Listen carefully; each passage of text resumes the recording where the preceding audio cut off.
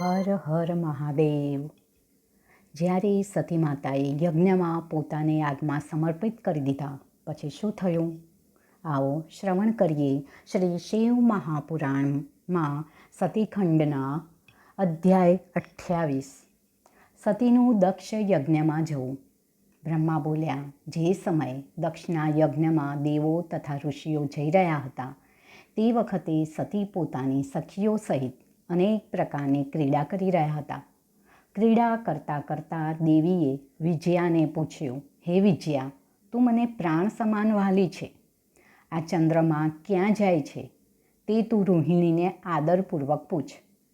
વિજયા ચંદ્રમાને પૂછવા લાગી કે તમે ક્યાં જાઓ છો? ચંદ્રમાએ દક્ષના યજ્ઞોત્સવનો વૃત્તાંત તથા તેમાં પોતાના જવા સંબંધી વર્ણન આદરપૂર્વક કર્યું. આ સાંભળી કાલિકા દેવી અત્યંત આશ્ચર્યને પામ્યા તથા તેનું કારણ જાણવામાં ન આવવાથી શોકને કરવા લાગ્યા. મારા પિતા દક્ષે તથા વીરિણી મારી માતાએ મને કેમ નહીં બોલાવી? હું આનું કારણ શંકર પાસે જઈને તેને પૂછું. સતી શિવની પાસે ગયા. ત્યાં નંદી આદિ મહાગણો બેઠા હતા. વચમાં શંકર શોભી રહ્યા હતા. શિવે પ્રેમથી પોતાની પ્રિયાને ખોળામાં બેસાડ્યા તથા અત્યંત માનવાળા વચન વડે તેમને પ્રસન્ન કર્યા. શિવ બોલ્યા, આટલી શીઘ્રતાથી વિસ્મયને પામી તમે સભાના મધ્યમાં કેમ આવ્યા છો? હે મુનીશ્વર, જ્યારે શંકરે આ પ્રમાણે કહ્યું ત્યારે હાથ જોડી શિવા પોતાના પતિને કહેવા લાગ્યા, મેં સાંભળ્યું છે કે મારા પિતાને ત્યાં મહાન યજ્ઞ થાય છે. તેમને ત્યાં મોટો ઉત્સવ છે. મારા પિતાનો યજ્ઞ આપને કેમ રૂચ્યો નહીં? હે દેવ, આપ ત્યાં કેમ ગયા નહીં? મહેશ્વર બોલ્યા, હે દેવી, તમારા પિતા દક્ષ મારી સાથે ઘણું વેર રાખે છે. મૂઢ બુદ્ધિવાળા તમારા પિતાના યજ્ઞમાં આવેલ છે. હે દેવી, બોલાવ્યા વિના કોઈને ઘેર જઈએ તો મહાન તિરસ્કાર થાય તથા કદી મરણાદિક પણ પ્રાપ્ત થાય. માટે મારે દક્ષના યજ્ઞમાં જવું ઉચિત નથી. સતી બોલ્યા, હે શંકર, આપ તો સર્વના ઈશ્વર છો. તમારા જવાથી તે યજ્ઞ સફળ થઈ જાય, પણ દુષ્ટ કર્મવાળા મારા પિતાએ આપને બોલાવ્યા નહીં. હું તે દુરાત્માના ભાવને જાણવાની ઈચ્છા કરું છું. તેથી હે મહેશ્વર, મને ત્યાં જવાની આજ્ઞા આપો. શિવ બોલ્યા, હે દેવી, જો તમારી ત્યાં જવાની અવશ્ય રુચિ છે તો હે સુરવૃતે, તમે મારા વચનથી પિતાના યજ્ઞમાં જાઓ. આ નંદી નામના વૃષભ પર સવાર થઈ પોતાના સઘળા આભૂષણ પહેરી રથ પર ચઢો. શિવની આજ્ઞાથી 60,000 શિવના ગણો સતીની સાથે ચાલ્યા. શિવા તથા શિવનો યશ ગાતા ગણો કુતૂહલ કરતા ચાલ્યા. સર્વ પ્રકારે જગદંબાની મહાશોભા દેખાઈ. તેમના મુખના શબ્દથી જાણી ભુવનો ભરાઈ ગયા.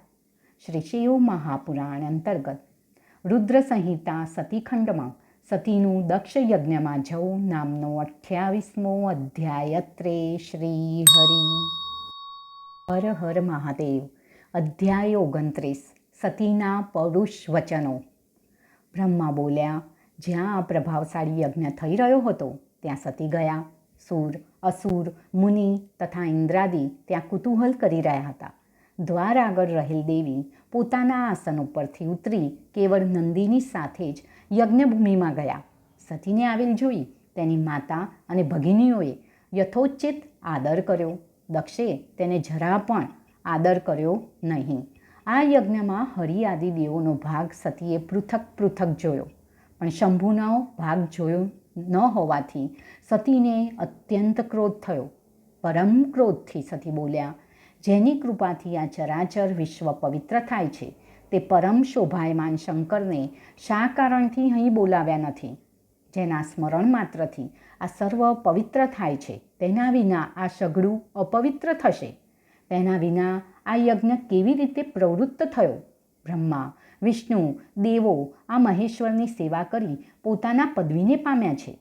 અરે, શું તું શંકરને નથી જાણતો? હે વિષ્ણુ, શું તમે તત્વ વડે મહાદેવને જાણતા નથી? હે બ્રહ્મા, તમે પહેલાં 5 મુખવાળા હતા. તમે ગર્વિત થઈ સદાશિવ તરફ દ્રોહ કર્યો. આથી શિવે તમને 4 મુખવાળા કર્યા. એ તમે બહુ જલ્દી ભૂલી ગયા. હે ઇન્દ્ર, શું તમે મહાદેવનું પરાક્રમ નથી જાણતા?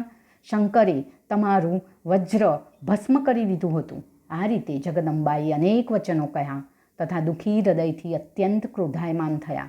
આ વખતે દક્ષ પોતાની પુત્રીના વચન સાંભળી ક્રોધપૂર્વક બોલ્યા, હે ભદ્રે, વધારે બોલવું કામનું નથી. તારું અહીં શું કામ છે? તારી મરજી હોય તો રહે, નહીં તો ચાલી જા. તું અહીં કેમ આવી? તારા સ્વામી શિવ અમંગલિક છે, તે ભૂત પિશાચના સ્વામી છે. આ કારણથી શંકરને મેં બોલાવ્યા નથી. દુષ્ટ મનવાળા પોતાના પિતા દક્ષને સતી કહેવા લાગ્યા. મહાદેવની જે મનુષ્ય નિંદા કરે છે અથવા તો સાંભળે છે તે નરકમાં જાય છે. હું અગ્નિમાં પ્રવેશ કરી દેહનો ત્યાગ કરું છું. હે તાત, સ્વામીનો અનાદર સાંભળીને મારું જીવવું શા અર્થનું છે? જે સમર્થ હોય તેણે નિંદકની જીભને બળપૂર્વક છેદી નાખવી, તો જ તેની શુદ્ધિ થશે, નહીં તો નહીં. આમાં કોઈ રીતનો સંદેહ નથી. જો તે સમર્થ ન હોય તો કાન પર હાથ ધરી બુદ્ધિમાને ત્યાંથી ચાલી જવું. ક્રોધ કરી સતી બોલ્યા, હે તાત, તમે શિવની નિંદા કરો છો, માટે તમારે અત્યંત પસ્તાવવું પડશે. આ મહાદુઃખને પામી તમે અંતે યમ યાતનાને પહોંચશો. સંસારમાં જેને કોઈ પ્રિય નથી, વળી જે પરમાત્માને સઘળું પ્રિય છે, તેવા વેરરહિત શંકર સાથે તમારા વિના બીજો કોણ વેર કરે? તમે પોતે અમંગળરૂપ હોવાથી તેની સાથે વેર કરો છો. હે પિતા, તમે મારા પિતા નથી. હે તાત, તમારાથી પ્રગટ થયેલ આ દેહથી મારું કશું પ્રયોજન નથી. આ જન્મને ધિક્કાર છે કે જે જન્મમાં મહાન પુરુષની નિંદા થાય છે. બુદ્ધિમાને વિશેષ કરી તમારો સંબંધ ત્યાગી દેવો જોઈએ. તમારા ગોત્રને લઈ શંકર મને દાક્ષાયણી કહે છે, પણ તે નામ કહેવાથી હવે હું દુઃખી થઈશ. તમારા દેહથી ઉત્પન્ન થયેલ આ નિંદિત દેહનો ત્યાગ કર્યા વિના હું સુખી થઈશ નહીં. હે દેવો, શિવની તમે નિંદા કરી છે તેનો દંડ તમે શંકર પાસેથી મેળવશો. દક્ષના યજ્ઞમાં આમ કહી સતી મૌન રહ્યા તથા દુઃખી ચિત્તથી પ્રાણવલ્લભ શંકરનું સ્મરણ કરવા લાગ્યા. શ્રી શિવ મહાપુરાણ અંતર્ગત રુદ્ર સંહિતા સતીખંડમાં સતીના પરુષ વચનો નામનો 29મો અધ્યાય. અત્રે શ્રી હરિ. હર મહાદેવ. અધ્યાય 30. સતીના દેહનો ત્યાગ. નારદ બોલ્યા, જે સમયે શંકરની પ્રિયા મૌન થઈ ગઈ ત્યાર પછી હે બ્રહ્મા, શું થયું તે આપ મને આદરપૂર્વક કહો. બ્રહ્મા બોલ્યા, સતી મૌન થઈ ગયા તે સમયે વિધિપૂર્વક આચમન કરી તથા નિયમમાં તત્પર થઈ શુદ્ધ વસ્ત્ર ધારણ કરી નેત્ર મીંચી પતિનું સ્મરણ કરી તેઓ યોગ માર્ગમાં તત્પર થયા. તેમનો દેહ સર્વથા વિકારથી રહિત થઈ ગયો તથા ચારે બાજુએથી તેમાં અગ્નિ લાગી ઉઠ્યો. હે મુનિશ્રેષ્ઠ, તેમની ઈચ્છાથી જ તત્કાળ તેમનો દેહ ભસ્મ થઈ ગયો. આ જોતાં જ આકાશ તથા ભૂમિમાં હાહાકાર ધ્વનિ થઈ ગયો. પરમદેવ શંકરની પ્રિયા સતીદેવીએ પોતાના પ્રાણનો ત્યાગ કર્યો. કયા દુષ્ટે તેમને કોપાયમાન કર્યા? આ દક્ષની મહામૂર્ખતા જુઓ. તેણે પોતાના અંગથી ઉત્પન્ન થયેલ પુત્રીને શિવની સાથે દ્રોહ કરી મોટો અપરાધ કર્યો. દ્વારમાં પણ 7,000 ગણો ઊભેલા હતા. મહાબળવાન શંકરના આ ગણો મહા ક્રોધને પામ્યા. તે સઘળા હાહાકાર કરવા લાગ્યા. તેમના હાહાકારથી ભૂમિ તથા આકાશ ભરાઈ ગયું. સર્વદેવ તથા મુનિઓ જ્યાં હતા ત્યાં જ ભયભીત થઈ ગયા. ગણોએ પરસ્પર સમજૂતી કરી શસ્ત્ર લીધા. કેટલાકે તો શસ્ત્ર વડે પોતાનું જ અંગ છેદવા માંડ્યું. હે નારદ, કેટલાકે તીક્ષ્ણ શસ્ત્ર વડે પોતાના શિરનો તથા મુખનો નાશ કરવા માંડ્યો. આ રીતે સતીની સાથે જ 20,000 ગણો નાશ પામ્યા. આ મોટી આશ્ચર્યની વાત થઈ. મહાત્મા શંકરના જે ગણો બાકી રહ્યા હતા તેઓએ ક્રોધ કરી દક્ષને મારવા માટે આયુધ લીધા. ભૃંગુ મહર્ષિએ આ આક્રમણને જોઈ યજ્ઞનું વિઘ્ન દૂર કરવા યજુષના મંત્ર વડે દક્ષિણાગ્નિમાં હોમ કરવા માંડ્યો. ભૃગુના આ હવન કરવાથી ઋભવ નામના હજારો મહાવીર તે કુંડમાંથી પ્રગટ થયા. હે મુનીશ્વર, તેમના ચક્રાયુધ સાથે હજારો શંકરના પ્રથમ વીરો યુદ્ધ કરવા લાગ્યા. ત્યાં મોટો સંગ્રામ મચી ગયો. આ રીતે બ્રહ્મબંધુ તથા શંકરના દ્રોહી દુરાત્મા દક્ષના યજ્ઞમાં મોટું વિઘ્ન થયું. શ્રી શિવ મહાપુરાણ અંતર્ગત રુદ્ર સંહિતા સતીખંડમાં સતીનો દેહ ત્યાગ નામનો 30મો અધ્યાય. અત્રે શ્રી હરિ. હર હર મહાદેવ. અધ્યાય 31. આકાશવાણી. બ્રહ્મા બોલ્યા, હે મુનીશ્વર, આ સમયે ત્યાં દક્ષ તેમજ બીજા દેવોના સાંભળતા જ આકાશવાણી થઈ, હે દુરાચારી દક્ષ, આ તે કેવું અનર્થ કર્મ કર્યું. શૈવરાજ દધીચીનું શ્રેષ્ઠ વચન સાંભળ્યું નહીં. તે બ્રાહ્મણ ઘોર શાપ દઈ તારા યજ્ઞમાંથી ચાલી ગયો. તેમ છતાં તું મૂર્ખ, ચિત્તમાં જરા પણ સમજ્યો નહીં. અરે અજ્ઞાની, તે સતી તથા શંકરનો આદર કર્યો નહીં. આ સતી જ વિષ્ણુની માતારૂપ, જગતના માતારૂપ, વિલાસીની રૂપ, ઇન્દ્ર, ચંદ્ર, અગ્નિ તથા સૂર્યાદિની અનાદિ જનની રૂપે છે. સતીદેવી જેના પ્રિય પત્ની છે તે શિવનો, અરે મૂઢ, તે કુવિચારીએ ભાગ આપ્યો નહીં. અરે ખલ, તારા યજ્ઞનો નાશ થઈ જશે. શિવ જગતના પિતારૂપ તથા સતી જગતના માતા રૂપે છે. હે મૂઢ, તે તેમનો સત્કાર કર્યો નહીં. તારું કલ્યાણ કેવી રીતે થશે? શંકરથી વિમુખ થવાથી દેવોમાં તારી કોણ સહાયતા કરશે? જો દેવો પણ તારી સહાય કરશે તો તે પણ અગ્નિમાં પતંગિયાની માફક નાશને પામશે. તારું મુખ બળી જાઓ, આ યજ્ઞનો નાશ થાઓ તથા જે તારા સહાયક છે તે પણ બળી જાઓ. સર્વદેવોને તારા અમંગળને લીધે શાપ છે. દેવો જો આ મંડપમાંથી નાસી નહીં જાય તો સર્વથા તેમનો નાશ થઈ જશે. મુનિ, નાગાદી, આ યજ્ઞમાંથી જલ્દી નીકળી જાઓ, નહીં તો સર્વથા તમારો નાશ થઈ જશે. હે વિધાતા, તમે જલ્દી આ સ્થાનથી નીકળી જાઓ, નહીં તો સર્વથા તમારો નાશ થશે. સઘળા દેવો તથા મુનિઓ આકાશવાણી સાંભળી વિસ્મય પામવા લાગ્યા. શ્રી મહાપુરાણ અંતર્ગત રુદ્ર સંહિતા સતીખંડમાં આકાશવાણી નામનો 31મો અધ્યાય. શ્રી હરિ મહાદેવ. અધ્યાય 32. શિવની વીરભદ્રને યાજ્ઞા. નારદ બોલ્યા, આ આકાશવાણી સાંભળી અદૂરદર્શી દક્ષે શું કર્યું તે વાત અમને કહો. બ્રહ્મા બોલ્યા, આકાશવાણી સાંભળી કોઈ કંઈ પણ બોલી શક્યું નહીં. શંકરના ગણો શંકરની પાસે જઈ પ્રણામ કરી આદરથી બોલ્યા, હે દેવદેવ, અમને આપને શરણે આવ્યા છીએ. હે નાથ, વિસ્તારપૂર્વક સતીની વાત સાંભળો. હે પ્રભુ, યજ્ઞમાં આપનો ભાગ ન જોઈ સતી અત્યંત ક્રોધાયમાન થઈ ગયા તથા પોતાના પિતાની નિંદા કરી તેમણે પોતાના શરીરનો ત્યાગ કર્યો. લજ્જાને લીધે 10-20 હજાર ગણોએ ત્યાંને ત્યાં જ પોતાના શરીરનો ત્યાગ કરી દીધો. ભૃગુએ મંત્રના બળથી અમારો તિરસ્કાર કર્યો. હે પ્રભુ, અમે આપને શરણે આવ્યા છીએ. મહાપ્રભુએ ઘણુના મુખથી આ વાત સાંભળી આ ચરિત્ર જાણવાની ઈચ્છા કરી. મનથી તેમણે નારદનું સ્મરણ કર્યું. તમે જલ્દી તે સ્થળે જઈ પહોંચ્યા. જ્યારે શિવાત્મા શંકરે તમને આ પૂછ્યું ત્યારે જે કાંઈ થયું હતું તે સર્વ કહી સંભળાવ્યું. હે મુનિ, તમારા મુખથી સર્વ ચરિત્ર સાંભળી શંકર અત્યંત ક્રોધાયમાન થઈ ગયા. રુદ્રે પોતાની એક જટા ઉપાડી અત્યંત ક્રોધથી પર્વત પર પછાડી. આ જટાના 2 ભાગ થઈ ગયા તથા મહાપ્રલય સમાન તેમાંથી ભયંકર શબ્દ થયા. આ જટામાંથી મહાબળવાન વીરભદ્ર ઉત્પન્ન થયા.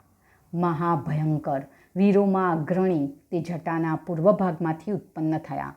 પ્રલયાગ્નિ સમાન તેજસ્વી તથા 2000 ભુજાવાળા તેઓ હતા. મહારુદ્રના કોપથી 100 જ્વર તથા 13 પ્રકારના સન્નિપાતો પ્રગટ થયા. જટાના બીજા ભાગમાંથી મહાકાલી પ્રગટ થયા. હે નારદ, તેઓ મહાભયંકર તથા કોટી ભૂત વડે આવૃત્ત હતા. વીરભદ્રે પરમેશ્વરને પ્રણામ કર્યા તથા હાથ જોડી બોલ્યા, હે મહારૌદ્ર, મારે શું કામ કરવાનું છે? આપ આજ્ઞા આપો. જે કાર્યના ઉદ્દેશને લઈ આપ મને મોકલશો તે કાર્ય હું આપની કૃપાથી સંપાદન કરીશ. મહેશ્વર બોલ્યા, હે તાત, હે વીરભદ્ર, સારા ચિત્તથી મારું વચન સાંભળ. બ્રહ્માનો પુત્ર દુષ્ટ દક્ષ યજ્ઞ કરી રહ્યો છે. તે મારો વિરોધી, મહાન અહંકારી તથા મૂર્ખ છે. યાગ પરિવાર સહિત તેનો યજ્ઞ ભસ્મ કરી હે ગણ, તું મારી પાસે આવ. દેવો તથા ગંધર્વ જે કોઈ પણ ત્યાં હોય તે સઘળાને એકદમ ભસ્મ કરી દે. વિષ્ણુ, બ્રહ્મા, ઇન્દ્ર, યમ આમાંનો કોઈ પણ ત્યાં હોય તે સઘળાનો ત્યાં જઈ તું નાશ કરી દે. દેવો, ગંધર્વો, યક્ષો અથવા તો જે કોઈ હોય તે સઘળાને ભસ્મ કરી નાખ. જેઓ આ દધીચી ઋષિના શપથનું ઉલ્લંઘન કરી ગર્વથી ત્યાં આવેલા છે તે સઘળાઓ મારા દ્રોહી છે. અગ્નિની જ્વાળામાળા વડે તે સઘળાને ભસ્મ કરી નાખ. જેઓ દક્ષના યજ્ઞમાં રહેલા છે તેઓને સ્ત્રી તથા ધન આદિ સહિત ભસ્મ કરી તું મારી પાસે આવ. વેદની મર્યાદાના પાલકરૂપ શિવ ક્રોધથી લાલ નેત્રવાળા થઈ ગયા. તેઓ કાળના પણ કાળ શંભુ શંકલેશ્વર મહાવીરને આ પ્રમાણે કહી મૌન થયા. શ્રી શિવ મહાપુરાણ અંતર્ગત રુદ્ર સંહિતા સતીખંડમાં શિવની વીરભદ્રને આજ્ઞા નામનો 32મો અધ્યાય. અત્રે શ્રી હર મહાદેવ. અધ્યાય 33. વીરભદ્રના સૈન્યની સંખ્યા.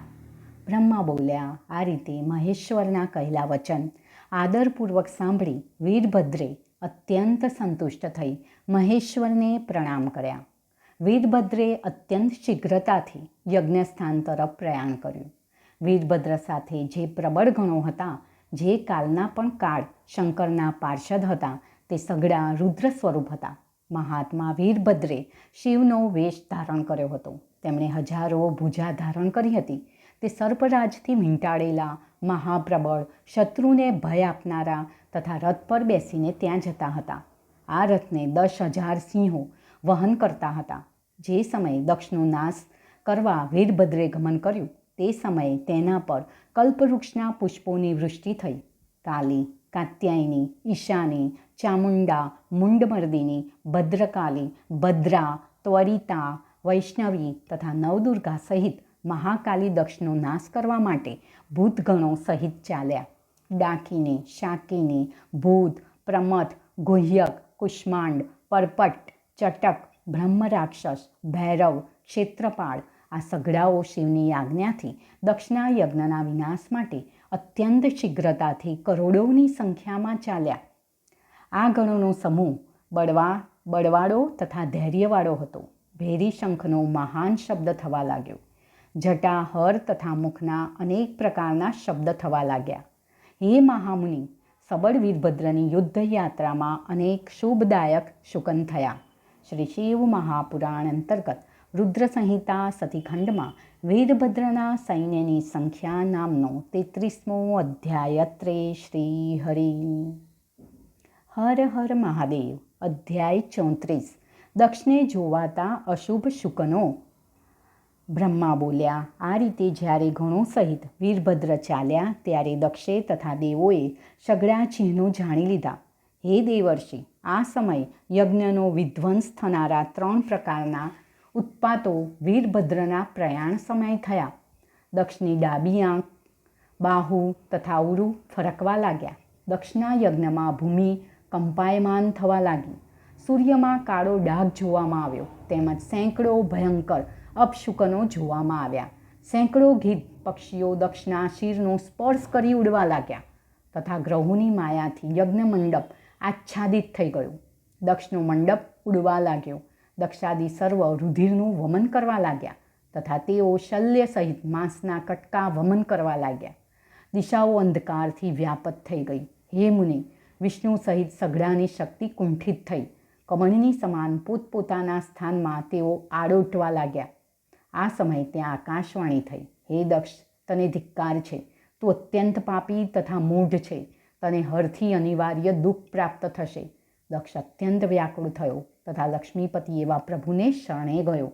પ્રણામ કરી તેમની સ્તુતિ કરી. ભયનો માર્યો વ્યાકુળ તથા અચેતન જેવો થઈ ભક્તવત્સલ વિષ્ણુ ભગવાનને તે કહેવા માંડ્યો. શ્રી શિવ મહાપુરાણ અંતર્ગત રુદ્ર સંહિતા સતીખંડમાં દક્ષને જોવાતા અશુભ શુકનો નામનો 34મો અધ્યાય. અત્રે શ્રી હરિ. હવે આગળ વિષ્ણુ ભગવાનનો પશ્ચાતાપ તથા વધુ વિશેષ આવતા સોમવારે વધુ શ્રવણ કરીશું. ત્યાં સુધી હર હર મહાદેવ.